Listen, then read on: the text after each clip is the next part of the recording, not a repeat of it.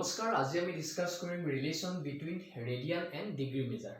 ঠিক আছে, তো ইয়াতে চোৱা আমি কি কৰিলো r ৰেডিয়াছৰ এটা সাৰ্কুল ললো।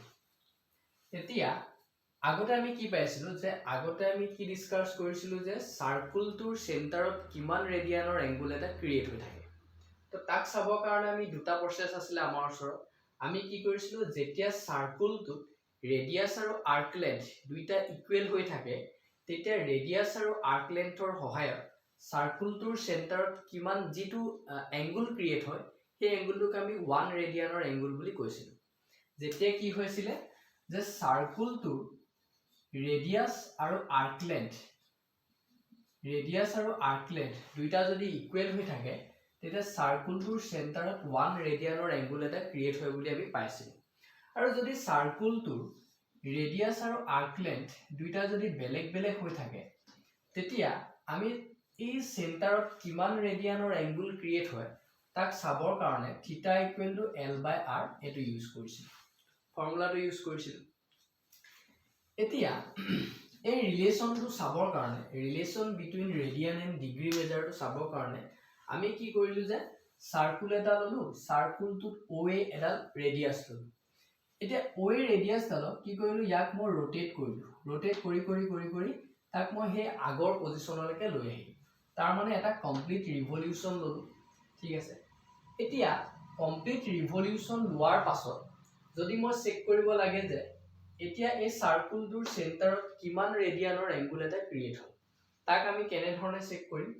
যিহেতুকে সাৰ্কুলটোৰ ৰেডিয়াছটো r হৈ আছে আৰু আৰ্ক লেন্থটো কি হৈ আছে, আৰ্ক লেন্থটো কিমান হৈ আছে বুলি যদি কওঁ তেতিয়া আমি ক'ব লাগিব যে কি আৰ্ক লেন্থ ইকুৱেল টু আমাৰ 2πr হৈ আছে। আৰ্ক লেন্থটো 2πr হৈ আছে আৰু যিটো ৰেডিয়াছটোক আমি r পাই আছো, দুইটা বস্তু বেলেগ বেলেগ পাই আছো।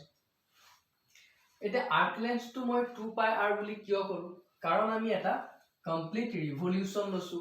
কমপ্লিট ৰিভলিউশন লোৱাৰ লগে লগে কি হৈ গল আমি ইয়াতে কি পালো সাৰ্কুলটোৰ সাৰ্কামফাৰেন্সটোকে পাই গলো। আৰু সাৰ্কুল এটাৰ সাৰ্কামফাৰেন্সটো কাৰ সমান হয় 2πr ৰ সমান হয়। যেতিয়া সাৰ্কুলটোৰ সাৰ্কামফাৰেন্সটো 2πr হ'ব আৰু ৰেডিয়াছটো r হ'ব তাৰ মানে আমি বুজিব পাৰিম যে আৰ্ক লেন্থ আৰু ৰেডিয়াছটো বেলেগ বেলেগ হৈ আছে। যদি বেলেগ বেলেগ হৈ থাকে তেতিয়া আমি চেণ্টাৰত কিমান ৰেডিয়ানৰ এংগল ক্ৰিয়েট হৈছে বুলি যদি সোধে তেতিয়া আমি থিটা ইকুৱেল টু l/r এই ফৰ্মুলাটো ইউজ কৰিব লাগিব। ঠিক আছে, তো ইয়াতে আমি সেই একেটা কামেই কৰিছো যে arc length l is equal to circumference of circle. Circumference of circle বুলি কিয় কলো যে আমি কমপ্লিট ৰিভলিউশন লৈছো। কমপ্লিট ৰিভলিউশন লোৱাৰ কাৰণে আমি সাৰ্কুলটোৰ সাৰ্কামফাৰেন্সটোকে আৰ্ক লেন্থ বুলি ক'ব পাৰিম। ঠিক আছে, তাৰ মানে l ইকুৱেল টু টুৱাইচ পাই r, এই টুৱাইচ পাই r টোক আমি সাৰ্কামফাৰেন্স বুলি কওঁ সাৰ্কুল এটাৰ। এতিয়া যিহেতুকে ৰেডিয়াছ আৰু সাৰ্কামফাৰেন্স তাৰ মানে আৰ্ক লেন্থটো বেলেগ বেলেগ গতিকে আমি থিটা ইকুৱেল টু l/r ফৰ্মুলাটো ইউজ কৰিলো। ইয়াতে l ৰ জেগাত 2πr আৰু ৰেডিয়াছটো আমি r ললো, r কেনসেল হৈ আমাক 2π থাকিলেগে। তাৰ মানে ইয়াৰ পৰা আমি এটা বস্তু বুজিলো কি যে থিটা ইকুৱেল টু টুৱাইচ পাই ৰেডিয়ানৰ এটা এংগল পাই গলো যেতিয়া আমি এটা কমপ্লিট ৰিভলিউশন ললো।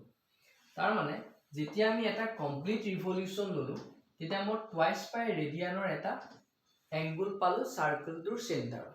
ঠিক আছে, এইখিনি কথা হৈ গল। এতিয়া আকৌ আমি কি পাই আহিছো যে যেতিয়া আমি এটা কমপ্লিট ৰিভলিউশন লওঁ তেতিয়া সাৰ্কুলটোৰ চেণ্টাৰত যদি এংগলটো আমি ডিগ্ৰীত মেজাৰ কৰো, ৰেডিয়ানত মেজাৰ নকৰি যদি ডিগ্ৰীত মেজাৰ কৰো তেতিয়া আমি 360 ডিগ্ৰী হয় বুলি পাই আহিছো। তাৰ মানে আমি 1 কমপ্লিট ৰিভলিউশন ইকুৱেল টু 360 ডিগ্ৰী বুলিও ক'ব পাৰো। ঠিক আছে, যদি ডিগ্ৰীত মেজাৰ কৰো 360 ডিগ্ৰী আৰু যদি ৰেডিয়ানত মেজাৰ কৰো টুৱাইচ পাই ৰেডিয়ান হৈ গল। এতিয়া ইকুৱেশ্যন 1 আৰু 2 ৰ পৰা যদি আমি চাওঁ তেতিয়া আমাৰ কি হৈ আছে 1 কমপ্লিট ৰিভলিউশন 1 কমপ্লিট ৰিভলিউশন, তাৰ মানে লেফট হেণ্ড সাইড দুটা ইকুৱেল হৈ আছে। তো ইয়াৰ পৰা আমি ৰাইট হেণ্ড সাইড দুটা ইকুৱেল লিখিব পাৰো। গতিকে লিখিলো টুৱাইচ পাই ৰেডিয়ান ইকুৱেল টু 360 ডিগ্ৰী আৰু ইয়াৰ পৰা আমি কি পালো যে pi radian equal to 360 degree divided by 2, তাৰ মানে পাই ৰেডিয়ান ইকুৱেল টু 180 ডিগ্ৰী। এতিয়া এইটোৱে হৈ যাব আমাৰ কি relation between radian and degree measure. Pi radian equal to 180 degree. এই ৰিলেশ্যনটো মনত ৰাখিলে আমি প্ৰবলেমবিলাক সলভ কৰিব পাৰিম। কেনে ধৰণৰ প্ৰবলেমবিলাক সলভ কৰিব পাৰিম? আমি কি কৰিব পাৰিম? ৰেডিয়ানৰ পৰা ডিগ্ৰীলৈ কনভাৰ্ট কৰিব পাৰিম আৰু ডিগ্ৰীৰ পৰা ৰেডিয়ানলৈ কনভাৰ্ট কৰিব পাৰিম। কাৰ হেল্পত? এই ৰিলেশ্যনটোৰ সহায়ত আমি কি কৰিব পাৰিম? ৰেডিয়ানৰ পৰা ডিগ্ৰী আৰু ডিগ্ৰীৰ পৰা ৰেডিয়ানলৈ কনভাৰ্ট কৰিব পাৰিম। এতিয়া আমি এটা প্ৰবলেম সলভ কৰি চাওঁ। ইয়াতে কি কৈছে যে ফাইন্ড দ্য ৰেডিয়ান মেজাৰ। তাৰ মানে তোমাক কুৱেশ্যনটোত কি কৰিলে যে 25 ডিগ্ৰী। এতিয়া আমি যদি চাওঁ ইয়াক আমাক কিহত দিয়া আছে? ডিগ্ৰীত দিয়া আছে। এংগুলটো আমাক ডিগ্ৰীত দিয়া আছে, ইয়াক আমি কনভাৰ্ট কৰিব লাগে ৰেডিয়ানলৈ। ঠিক আছে, ৰেডিয়ানলৈ আমি কনভাৰ্ট কৰিব লাগে। এতিয়া আমি কাৰ সহায়ত কনভাৰ্ট কৰিম? এই ৰিলেশ্যনটোৰ সহায়ত আমি কনভাৰ্ট কৰিম। পাই ৰেডিয়ান ইকুৱেল টু 180 ডিগ্ৰী। তে ইয়াতে আমি এটা কথা মনত ৰাখিব লাগে, সেইটো হৈছে কি আমাক যিটো ইউনিটলৈ কনভাৰ্ট কৰিব দিব সেই ইউনিটটো আমি সদায় ৰাইট হেণ্ড সাইডত লিখিম। ঠিক আছে, তাৰ মানে মই তোমালোকক এইটো কথা ক'ব বিচাৰিছো যে যদি তোমাক কি ক'লে যে ডিগ্ৰীৰ পৰা ৰেডিয়ানলৈ কনভাৰ্ট কৰিব দিলে, এই কুৱেশ্যনটো ডিগ্ৰীৰ পৰা ৰেডিয়ানলৈ, আমি ৰিলেশ্যনটো পাইছিলো যে pi radian equal two 180 degree. ঠিক আছে, তো আমাক ক'লে ডিগ্ৰীৰ পৰা ৰেডিয়ানলৈ নিয়া, যিটোলৈ কনভাৰ্ট কৰিব দিব সেই ইউনিটটো আমি সদায় ৰাইট হেণ্ড সাইডত লিখিম। এতিয়া ৰিলেশ্যনটোত আমাক যিহেতু ৰেডিয়ানত কনভাৰ্ট কৰিব ক'লে, ৰিলেশ্যনটোত ৰেডিয়ান পাৰ্টটো কোনটো সাইডত আছে? লেফট হেণ্ড সাইডত আছে। কিন্তু আমাক ৰেডিয়ানলৈ কনভাৰ্ট কৰিব কোৱা কাৰণে আমি এই ৰেডিয়ান পাৰ্টটো ৰাইট হেণ্ড সাইডত লিখিম। তাৰ মানে ৰিলেশ্যনটো লিখোতে আমি কেনে ধৰণে লিখিম যে 180 ডিগ্ৰী ইকুৱেল টু পাই ৰেডিয়ান। ঠিক আছে, সিম্পল কথা। এতিয়া আমি চাওঁ, এতিয়া 25 ডিগ্ৰী ইকুৱেল টু কিমান ৰেডিয়ান হ'ব আমি চাব লাগে। আমি জানো কি যে উই নো ডেট আমি কি জানো যে 180 ডিগ্ৰী ইজ ইকুৱেল টু পাই ৰেডিয়ান। ঠিক আছে, 180 ডিগ্ৰী ইকুৱেল টু পাই ৰেডিয়ান।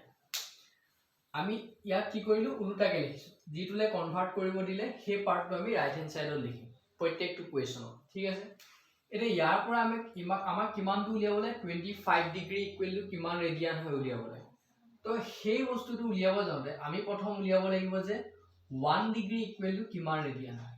তো 1 ডিগ্ৰী যদি আমি উলিয়াব লাগে তেতিয়া আমি কি কৰোঁ? 180টো এফালে ডিভাইডত গুচি যাব, তাৰ মানে পাই আপন 180 ৰেডিয়ান হৈ যাব। পাই আপন 180 ৰেডিয়ান হৈ যাব। তেতিয়া আমি কি আগতে সৰু সৰু ক্লাছত আমি যেনে ধৰণে কৰিছিলোঁ ঠিক একে প্ৰচেছ হৈ আছে। গতিকে 25 ডিগ্ৰী ইকুৱেল টু কিমান হৈ যাব? যে 25 ডিগ্ৰী ইকুৱেল টু উলিয়াবলৈ হ'লে আমি বোথ সাইড 25 মাল্টিপ্লাই কৰিব লাগিব। 1 ডিগ্ৰী ইনটু 25 আৰু এইফালে কি হ'ব তোমাৰ পাই আপন 180 ইনটু 25 ৰেডিয়ান। ঠিক আছে, তাক আমি সিম্পল ক্যালকুলেশন কৰিব লাগে। এটা যদি চাওঁ 15 16 17 30 536, তাৰ মানে 5 পাই আপন 36 ৰেডিয়ান পাই গ'ল।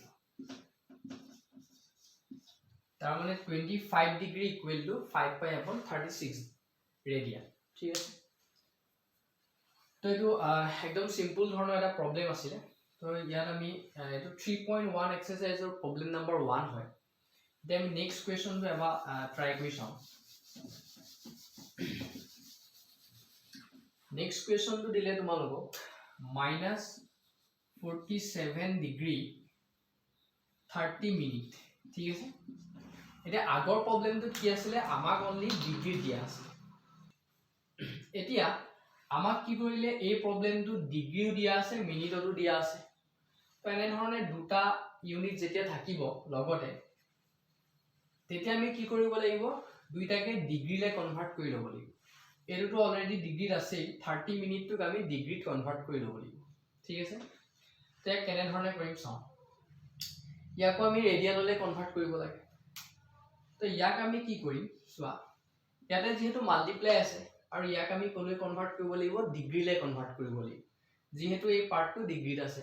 তো তো ইয়াক লিখোতে সদায় এনে ধৰণে লিখিবা 47 ডিগ্ৰী প্লাস 30 মিনিট বুলি লিখি লবা ঠিক আছে মাইনাস আছে তো ব্ৰেকেট এটা লগাই দিলো ঠিক আছে মাল্টিপ্লাই থাকিলে আমি প্লাস দিলো ঠিক আছে এতিয়া চোৱা এতিয়া যেহেতু আমি কি কৰিব লাগিব মিনিটটোক আমি ডিগ্ৰীলে কনভাৰ্ট কৰিব লাগে তো আমি আগৰ ক্লাছত কি পাইছিলো যে 1 ডিগ্ৰী ইকুৱেল টু 60 মিনিট বুলি আমি পাই আহিছিলো 1 ডিগ্ৰী ইকুৱেল টু 60 মিনিট এতিয়া আমি মিনিটটো কোলে কনভাৰ্ট কৰিব লাগিব ডিগ্ৰীলে কনভাৰ্ট কৰিব লাগিব যেহেতু দুইটা সেম একেটা ইউনিটত থাকিব লাগে তো ইয়াক আমি ডিগ্ৰীলে কনভাৰ্ট কৰিব লাগে এতিয়া মই অলপ আগত কি কৈছিলো যে যেটো ইউনিটলৈ কনভাৰ্ট কৰিব লাগে তাক আমি কি কৰিব লাগে সদায় ৰাইট হ্যান্ড সাইডত দেখিব লাগে গতিকে এই ৰিলেচনটো আমি কি কৰিম 60 মিনিট ইকুৱেল টু 1 ডিগ্ৰী লিখিলা ঠিক আছে যেহেতু ইয়াক আমি ডিগ্ৰীলে কনভাৰ্ট কৰিম গতিকে ডিগ্ৰী পাৰ্টটো মই ৰাইট হ্যান্ড সাইডে লিখিলো